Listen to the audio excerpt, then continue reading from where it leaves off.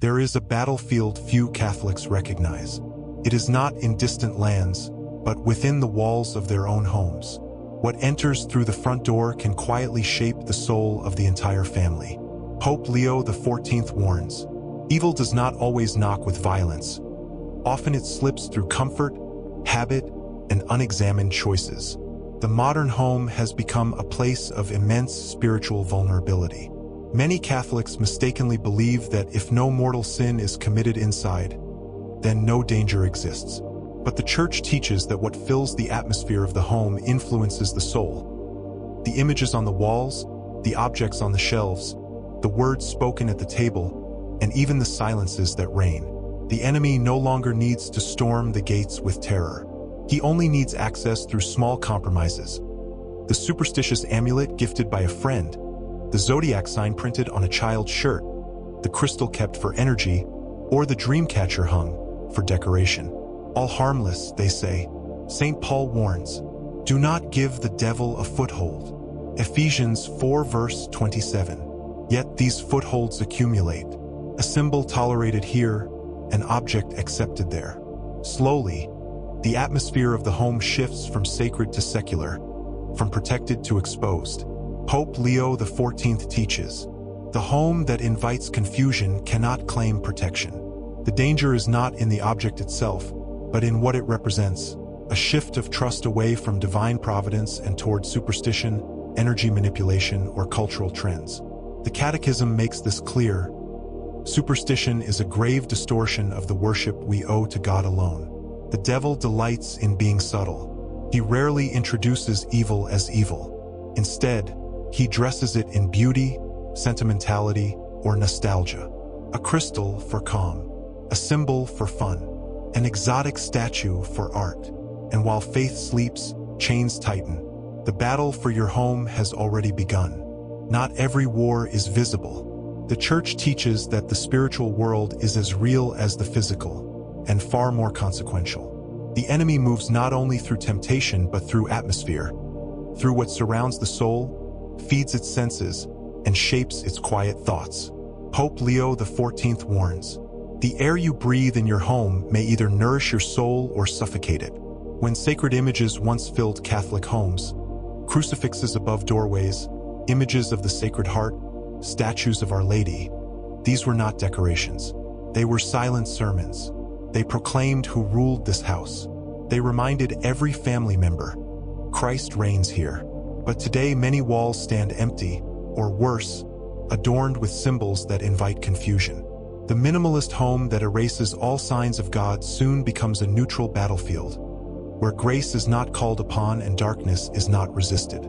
St. John Vianney taught, where God is not honored, other spirits gather. When Catholic homes become indifferent to what enters them, they open the doors wide to confusion, anxiety, discord, and even oppression. Parents may wonder why their children grow restless, rebellious, or spiritually cold. Yet allow into the house music, shows, books, and objects that war against purity, obedience, and faith. Pope Leo XIV teaches, grace flourishes where reverence lives. Without reverence, grace cannot dwell. The spiritual atmosphere is built or broken by daily choices, the silence or the noise, the holy images or the profane ones, the sacred music or the worldly anthems, the books of saints or the endless distractions of entertainment. The enemy's greatest triumph is when Catholic families believe these choices are neutral. But the Church warns, there is no neutrality in spiritual warfare. Every object either invites grace or repels it. Every word either strengthens faith or weakens it. Every symbol either exalts Christ or opposes him. The home is not a museum. It is a sanctuary, and sanctuaries demand discernment. In many Catholic homes today, there is a quiet tolerance for things the saints would never have allowed. Objects and practices that belong not to the tradition of the Church, but to the ancient errors of paganism and spiritual confusion. Pope Leo XIV speaks with clarity. The devil needs no allegiance to work. He needs only your permission to remain. The modern world dresses old sins in new language. What was once called sorcery is now called energy work. What was once idolatry is now called cultural appreciation. What was once condemned as superstition is now sold as wellness. Crystals for healing, dream catchers to protect sleep, zodiac charts to guide decisions, tarot cards for fun, pendulums to answer questions, even small charms for luck given by friends or family. The catechism is uncompromising. All forms of divination are to be rejected. CCC 21:16. Why? Because they displace trust. The Catholic soul must seek light only from the Holy Spirit, not from forces masked as harmless wisdom. When trust shifts from God's providence to created things, the heart flirts with rebellion, even if unknowingly. Saint Padre Pio warned, "Do not meddle with powers you do not understand." The devil is not interested in whether you call it serious or playful. He is only interested in the door you leave open. Once permission is given, even by ignorance, confusion enters, peace flees, and protection weakens. Pope Leo XIV warns, "The most dangerous idols today do not stand on pagan altars. They sit quietly in Catholic living rooms. Do not say, 'But I don't believe in it.' The power lies not in what you believe about the object, but in what the object represents spiritually. Tolerating forbidden practices or symbols invites spiritual disarray. The saints never asked, 'Is this harmful?' They asked, 'Does this glorify God?' Your home must not be a place of mixed loyalties. It must be clearly marked as a house of Christ. The enemy's strategy has shifted in our time. Instead of open attacks, he prefers slow normalization. The occult is no longer hidden in dark corners. It has been dressed in entertainment, culture, and even childhood amusement. Pope Leo XIV warns, "What one generation tolerates, the next embraces." Many Catholic parents are unaware of what enters their homes under the guise of harmless fun. Children's cartoons filled with spells, witchcraft, and magical incantations. Books and movies celebrating wizards, witches, and secret powers. Video games steeped in demonic imagery. Fashion promoting symbols of pentagrams, chakras, and astrological signs. Saint John Chrysostom once said, "The greatest tragedy is not when wolves attack the sheep, but when shepherds are silent." In silence, many allow their children to absorb these things, believing they are innocent because everyone watches or it's just pretend. But the Church teaches that what the senses consume shapes the heart. The imagination is the doorway to the soul, and when filled with dark images, the soul grows accustomed to spiritual poison. The devil does not need permission to dwell where the door is left open. Pope Leo XIV continues, "If we do not guard the eyes and ears of our children, we surrender their souls to voices that will one day replace ours." The normalization of occult practices also leads adults into seemingly harmless spiritual experiments. Energy healing under the name of Reiki. Yoga practices that blend physical exercise with pagan spiritual philosophies. Horoscopes checked, just for fun. Seeking spiritual guidance from mediums and psychics. The Catechism of the Church makes it clear. Consulting horoscopes, astrology, palm reading, interpretation of omens and lots, the phenomena of clairvoyance, and recourse to mediums all conceal a desire for power over time, history, and other human beings. CCC 21:16. The modern world calls it harmless. The Church calls it dangerous. Pope Leo XIV pleads, "The soul that plays with darkness will not escape its stain." The solution is not fear, but decisive renunciation. There is a deception deeply rooted in the modern Catholic mind. The belief that certain things are neutral, that they carry no spiritual weight because the person using them has no bad intention. But the spiritual realm does not function by intentions alone. There are realities that act whether the soul acknowledges them or not. Pope Leo XIV teaches, "The enemy delights not in your hatred of God, but in your indifference to his works." Many Catholics say, "I don't really believe in these things. I just keep them for decoration. I don't give them any power."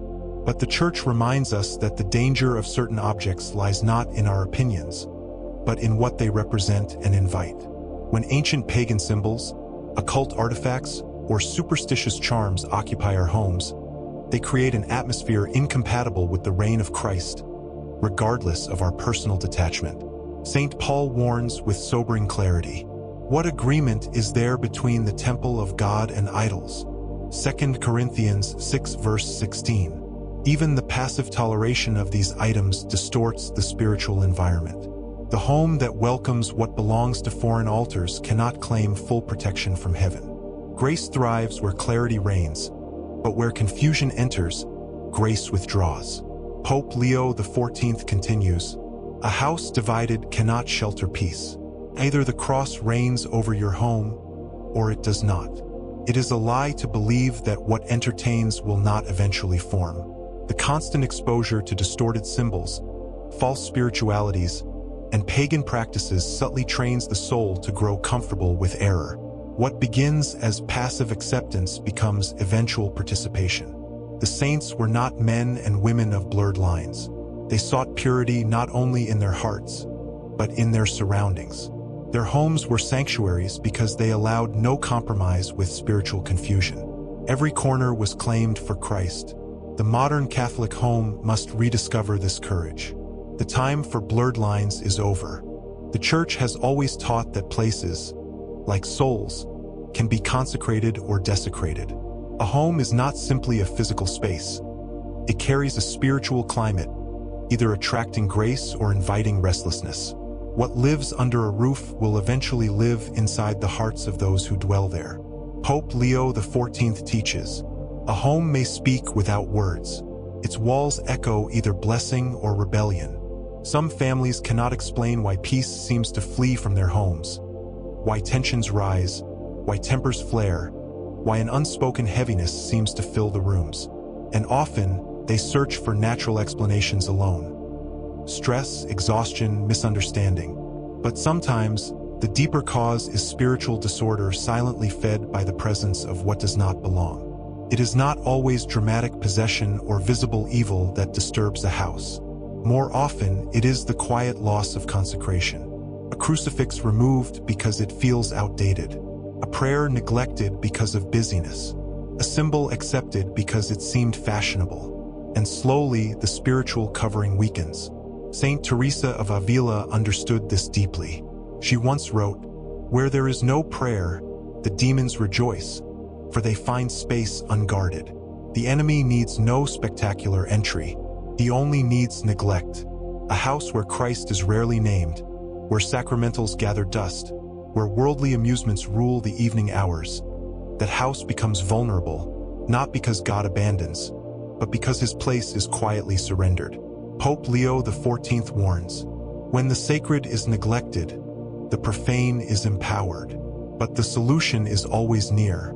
It does not require fear, but decision. The home can be reclaimed. The air can be cleansed. The cross can rise again over every room. Holy water can purify.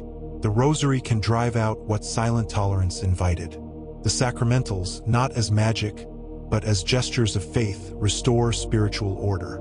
God waits not to punish, but to restore. The enemy flees wherever Christ is enthroned again. The Catholic home was never meant to resemble the world. It was meant to be a small sanctuary, an extension of the Church herself, a place where the fragrance of grace lingers in every corner. But when compromise has ruled for too long, the return to order may feel difficult. Yet it is not complicated. Pope Leo XIV reminds us, God asks not for perfection overnight, but for the courage to begin. The first step is the cleansing of what should not be there. Objects, images, and symbols that invite confusion must leave. Not with fear, but with firmness. What belongs to superstition, occult, or false spirituality has no rightful place under a Catholic roof. The next step is restoration, not only removing what wounds but replanting what heals. The crucifix returns to its rightful place. Sacred images of the Sacred Heart, Our Lady, and the saints reclaim the walls. Holy water returns to the doorposts. The rosary echoes again, not as an occasional practice but as the breathing rhythm of the home. St. John Paul II once described the family as the domestic church. In this domestic church, liturgy may be simple, but it is powerful. A mother lighting a candle before a statue of the Blessed Virgin. A father leading his family in evening prayer. Children growing up hearing their parents call upon heaven with faith. Pope Leo XIV teaches, "The house that bows to Christ becomes stronger than any storm. When this sacred order is restored, peace returns. The air grows lighter, the restlessness fades. Even trials that once shook the family now find them anchored in something immovable. The enemy, who thrives on confusion and compromise, finds no place to land." The battle for the Catholic home is not lost in one moment of failure, nor is it won in one act of piety. It is won each day, in small acts of fidelity, as the family declares again and again, "As for me and my house, we will serve the Lord." The home, fully claimed by Christ, becomes a place where grace flows constantly, silently, unshaken. When a home is fully reclaimed for Christ, it becomes something far more powerful than the world understands. It is no longer simply a dwelling. It becomes an altar, a fortress, a lighthouse, a place that terrifies the enemy because it radiates the very presence of God. Pope Leo XIV proclaims, "The devil fears not your walls, but the prayers that rise within them." The home that prays together, that confesses regularly, that blesses its children with holy water, that allows no compromise with superstition or impurity. This home becomes a spiritual beacon. Angels are drawn to it. Demons avoid it. Grace lingers in its air like the sweet fragrance of incense. Saint Padre Pio once said, "The family that lives in grace becomes a small heaven on earth." Such a home is not free from suffering. Trials still come, but they no longer break the family. Instead, suffering becomes a sacrifice offered at the feet of Christ. Illness becomes prayer. Loss becomes offering. Hardship becomes sanctification. This is the mystery of a truly Catholic home. Even its wounds produce fruit. Pope Leo XIV warns, "The world will mock such homes as rigid. Hell will recognize them as dangerous." For while the world invites compromise, these families remain firm. While others drift, they kneel. While many adapt, they confess. While comfort seduces others, they fast, they pray, they bless. The time is short, the battle is real, but victory has been prepared for those who reclaim their homes for the King. Let your home be one that terrifies hell. Let it be filled with light, with prayer, with purity. Let your house become the place where heaven finds rest.